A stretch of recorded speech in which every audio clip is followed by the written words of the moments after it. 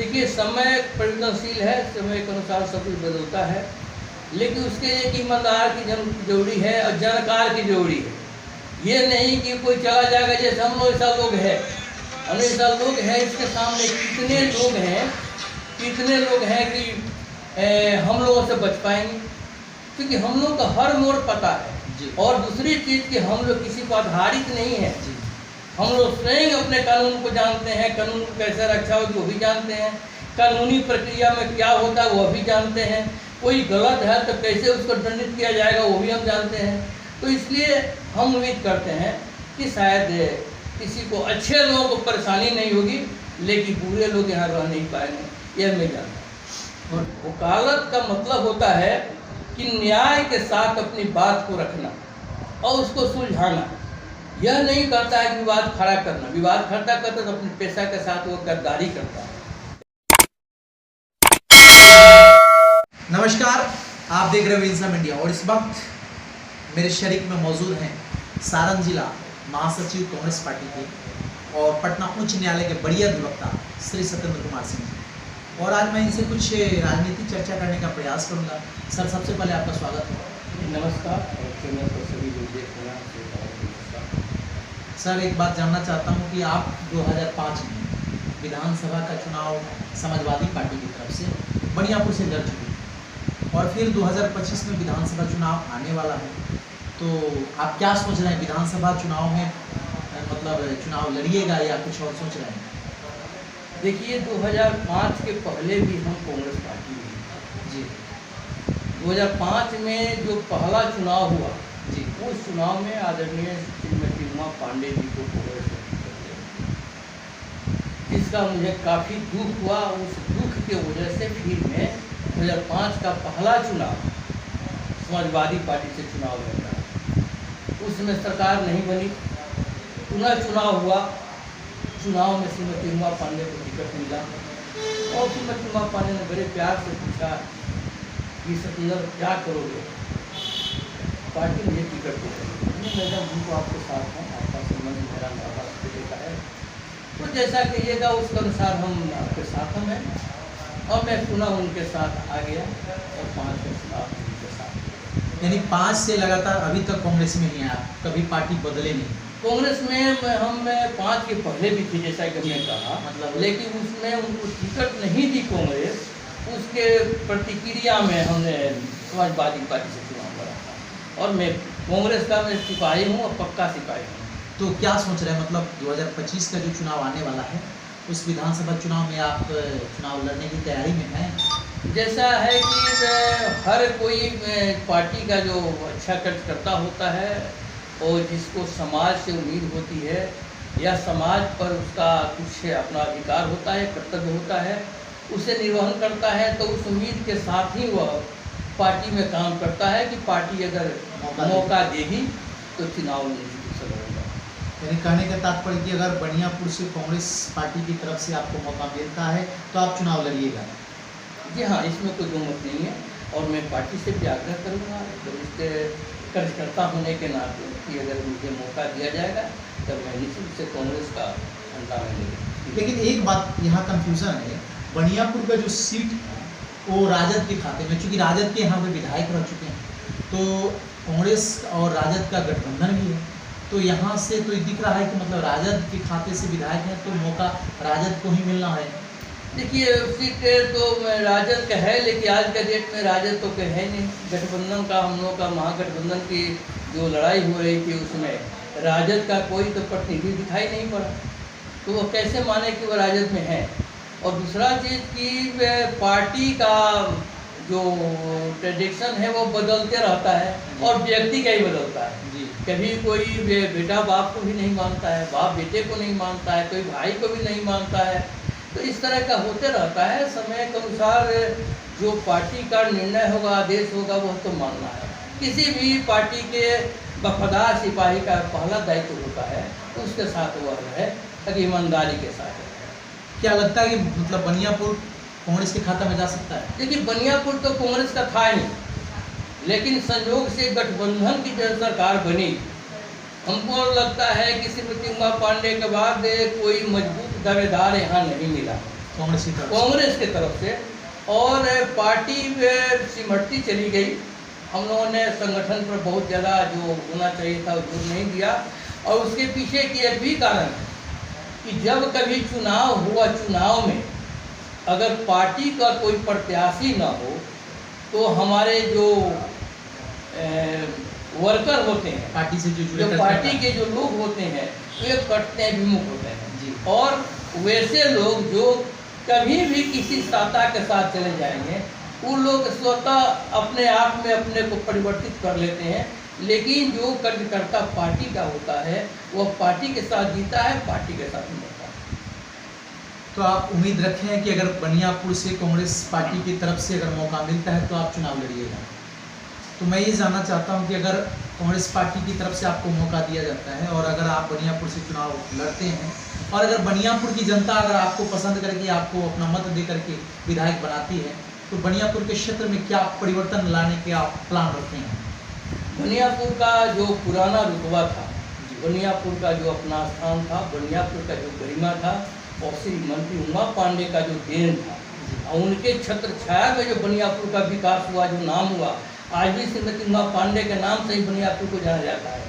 हम लोग कहीं जाते हैं, पूछा जाता है कि बनियापुर, अच्छा श्रीमती उमा पांडे जी का बनियापुर। तो वह जो उन्होंने अपने आप में जीवन काल में जो अर्जित किया, जो लिया है, जो बनियापुर को दिया है, बनियापुर में ने उसे दिया है, मैं चाहूँगा कि उसी रुतबे के अनुसार, उसी स्थान के साथ मैं बनियापुर को फिर देखूँ और दिखाऊँ। और कांग्रेस ने अगर मौका दिया तो मैं निश्चित रूप से कांग्रेस का झंडा बुलंद करूँगा। अब खास करके देखिए उस वक्त के समय में और आज के समय में बहुत परिवर्तन हो चुका है। आज एक समस्या है, बहुत गंभीर समस्या जिसे बेरोजगारी कहते हैं। तो बेरोजगारी समस्या और खास करके ऑफिस में जहाँ भी सरकारी कार्यालय है उस वहाँ पर करप्शन का अड्डा हो चुका है, यानी घूसखोरी रिश्वतखोरी का मामला चल रहा है। इस पर आप क्या सोच रखते हैं? देखिए, समय परिवर्तनशील है, समय के अनुसार सब कुछ बदलता है, लेकिन उसके लिए कि ईमानदार की जरूरी है और जानकार की जरूरी है। ये नहीं कि कोई चला जाएगा जैसे हम लोग ऐसा लोग हैं, हम ऐसा लोग हैं, इसके सामने कितने लोग हैं कि हम लोगों से बच पाएंगे, क्योंकि हम लोग का हर मोड़ पता है। और दूसरी चीज़ कि हम लोग किसी को आधारित नहीं है, हम लोग स्वयं अपने कानून को जानते हैं, कानून को कैसे रक्षा हो वो भी जानते हैं, कानूनी प्रक्रिया में क्या होता है वो भी जानते हैं, कोई गलत है तो कैसे उसको दंडित किया जाएगा वो भी हम जानते हैं। तो इसलिए हम उम्मीद करते हैं कि शायद किसी को, अच्छे लोगों को परेशानी नहीं होगी, लेकिन बुरे लोग यहाँ रह नहीं पाएंगे, यह मैं जानता हूँ। और बेरोजगारी पर क्या सोच रखते हैं? बेरोजगारी की समस्या जो है दिन पर दिन बढ़ती जा रही है, और एक विधायक कोई चाहे तो बेरोजगारी पर कुछ नहीं कह सकता है, कह दे बोल दे दूसरी चीज़ है, लेकिन किसी विधायक के बल में बेरोजगारी और रोजगार दोनों में कोई संभव नहीं है।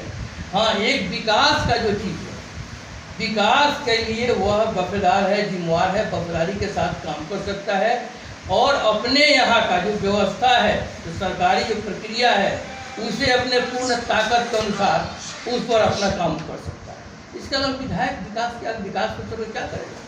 अब पहले तो श्रीमती उमा पांडे के ज़माने में साल में 1 लाख मिलता, बाद में 2 लाख, अंत तक 3 लाख मिला साल में विकास के नाम पर। अब उस विकास से आज कोई बात करता है जो कि मुखिया के करोड़ों मिलता है जी, तो उस दिन का तुलना आज से कोई करे तो ये पूरा बेवकूफ़ी है। वो समय है बदला, और हम प्रयास करेंगे कि वह जो रुतबा था बनियापुर का, और कुछ नहीं चाहिए। बनियापुर में काफ़ी लोग विद्वान लोग हैं, बहुत अच्छे लोग हैं, बहुत संपन्न लोग हैं, इतने अच्छे लोग कहीं नहीं मिलेंगे इतने बनियापुर में है। लेकिन हम समय के अनुसार कुछ गड़बड़ियाँ आई हैं और मौका मिलेगा तो उसको ठीक कर लिया जाएगा। अंत में बनियापुर की जनता से आप क्या कहना चाहिएगा? बनियापुर की जनता से ही करेंगे कि कभी भी अपने व्यवहारिकता में कोई अंतर नहीं लाएं, कोई भी बात को सोच समझ कर बोलना चाहिए, कहना चाहिए, और कोई भी छोटा छोटा विवाद आता है अपने स्तर से समझा टालना चाहिए, विवाद में नहीं पड़ना चाहिए, और सामाजिक संरचना को मजबूत करना चाहिए। और हम लोग के पास सबसे बड़ी दिक्कत जो हो गई है कि हम लोग संस्कार युक्त कहीं हम लोग शिक्षा नहीं दे रहे हैं। संस्कार का अभाव है कि बाप बेटा को मानने को चाहिए, बेटा बाप को मानने के तैयार नहीं, पति पत्नी को। हम लोग तो एडवोकेसी में हैं। आए दिन मैं प्रतिदिन 27 वर्षों से वकालत करता हूँ और प्रतिदिन आप जहाँ बैठे हुए हैं मैं आता हूँ, प्रतिदिन नहीं बल्कि हर सैटरडे संडे को, शनिवार रविवार को मैं आता हूँ और निःशुल्क लोगों का काम करता हूँ, कोई शुल्क नहीं लगता। लेकिन उसमें जो आता है उसमें 40% केसेज वैसे आते हैं पारिवारिक विवाद, कोई किसी को गम नहीं कहा। मैं बैठ करके यहाँ सरकाने का सुलझाने का काम करता हूँ, जो पड़ता है तो मैं उसके घर तक जाता है। अच्छा, वकालत कर रहे हैं तो खास करके वकील के पेशा के अनुकूल वकील को मतलब विवाद चाहिए पेशा को जिंदा रखने के लिए, अपने जीविकोपार्जन करने के लिए। तो अगर दो आदमी लड़ेंगे नहीं तो उनका धंधा चलेगा नहीं। और आप कहते हैं कि हम आते हैं तो उसको निपटारा करा देते हैं कि कोर्ट कचहरी न जाए। तो आखिर वकालत जो पेशा है उससे विपरीत सोच क्यों रखी? नहीं, देखिए वकालत पेशा इसके लिए नहीं है। वकालत का मतलब होता है कि न्याय के साथ अपनी बात को रखना और उसको सुलझाना। यह नहीं करता है कि विवाद खड़ा करना। विवाद खड़ा करता तो अपने पेशा के साथ वो गद्दारी करता है, कभी भी नहीं करता। डॉक्टर का, वकील का जो पेशा है वह सेवा का पेशा है, सेवा करना चाहिए। हाँ, अगर कोई हम काम करते हैं तो उसके बदले मेहनताना तो मुझे मिलना चाहिए, मिलेगा। लेकिन पहला दायित्व तो बनता है कि उसको कैसे निदान कर दे कि नीचे स्तर पर इसका समाधान हो जाए। और मैं उसी के लिए आता हूँ। और मैं 2-4 को निपटा देता हूँ तो मैं समझता हूँ कि मेरा मेहनताना मिल गया कि 4 आदमी का विवाद समाप्त, शांतिपूर्वक घर में रह। जी। देखिए, ये सच्चाई है जो बनने के लिए किसी भी प्रोफेशन में लोग काम करते हैं। डॉक्टर का काम है रोगी को देखना, लेकिन डॉक्टर ये नहीं चाहेंगे कि हमेशा लोग बीमारी पड़े और हमारे पास आते रहे। वकील का काम है झगड़ा को फैसला दिलाना, प्रयास कराना। लेकिन ऐसा इन लोगों की मानसिकता नहीं रहती है कि हमेशा आप विवाद में उलझे रहो ताकि कोर्ट कचहरी दौड़ते रहो और आप सुकून की ज़िंदगी न जी पाओ। तो ये बहुत अच्छा मैसेज दिए कि जो लोग आते हैं और उनको हम यहीं पर प्रयास करते हैं कि ढंग से मिलजुल करके रहे और जो दुश्मनी है उसको ख़त्म कर दें और शांतिपूर्वक जीवन यापन करें। यही मानसिकता हर किसी के अंदर होनी चाहिए, खास करके उन लोगों के अंदर जो वकालत पेशा से जुड़े हुए हैं, जो वकील हैं, जो एक दूसरे को मतलब फैसला दिलाने के लिए प्रयासरत रहते हैं। इनसे सीख लेने की ज़रूरत है। बस ये सच्चाई में दिखाने का प्रयास किया। ये हैं सारण जिला महासचिव कांग्रेस पार्टी के और पटना उच्च न्यायालय के बड़ी अधिवक्ता श्री सत्येंद्र कुमार सिंह जी, जो बता रहे हैं कि अगर कांग्रेस इनको मौका देती है तो बनियापुर विधानसभा क्षेत्र से निश्चित रूप से 2025 में चुनाव लड़ने की तैयारी में है।